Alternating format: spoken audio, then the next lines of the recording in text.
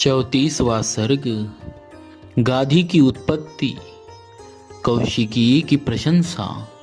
विश्वामित्र जी का कथा बंद करके आधी रात का वर्णन करते हुए सबको सोने की आज्ञा देकर शयन करना।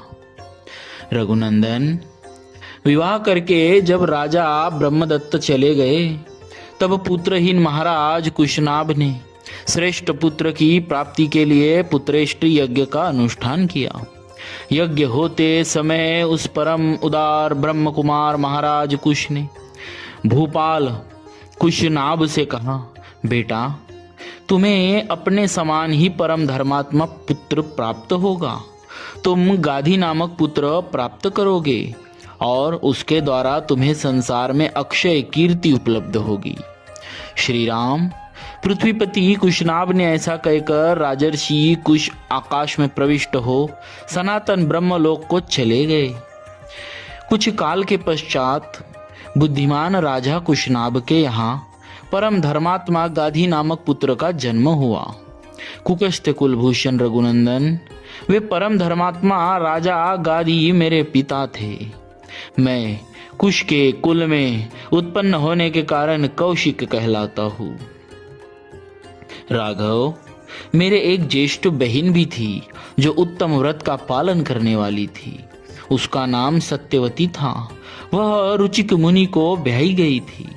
अपने पति का अनुसरण करने वाली सत्यवती शरीर सहित स्वर्गलोक को चले गई थी। वही परम उदार महानदी कौशिकी के रूप में भी प्रकट होकर इस भूतल पर प्रवाहित होती है। मेरी वह बहन जगत के हित के लिए हिमालय का आश्रय लेकर नदी रूप में प्रवाहित हुई। वह पुण्य सलीला दिव्य नदी बड़ी रमणीय है। रघुनंदन, मेरा अपनी बहन कौशिकी के प्रति बहुत स्नेह है, अतः मैं हिमालय के निकट उसी के तट पर नियम पूर्वक बड़े सुख से निवास करता हूँ।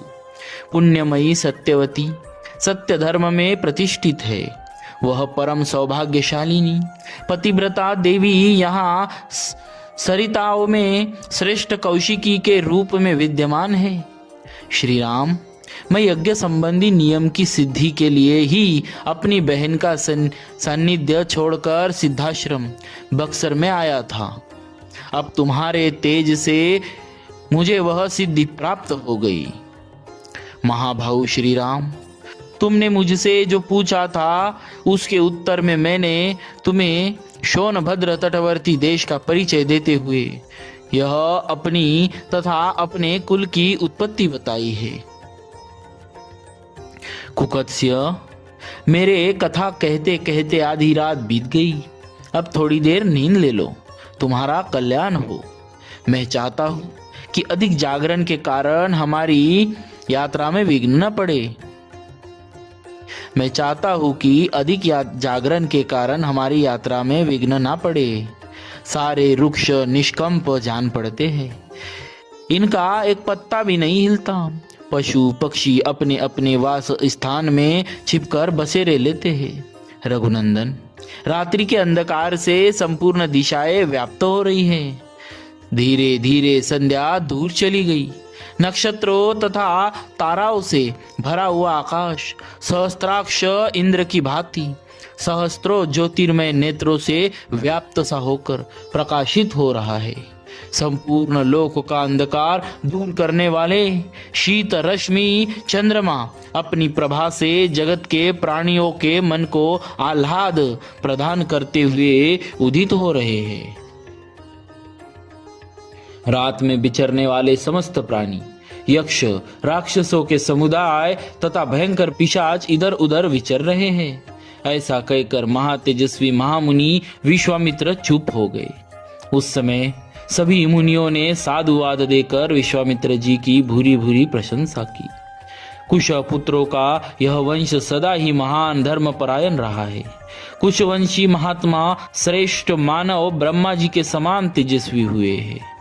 महायशस्वी विश्वामित्र जी, अपने वंश में सबसे बड़े महात्मा आप ही है तथा सरिताओं में श्रेष्ठ कौशिकी भी आपके कुल की कीर्ति को प्रकाशित करने वाली है। इस प्रकार आनंद मग्न हुए उन मुनिवरों द्वारा प्रशंसित श्रीमान कौशिक मुनि अस्त हुए सूर्य की भांति नींद लेने लगे।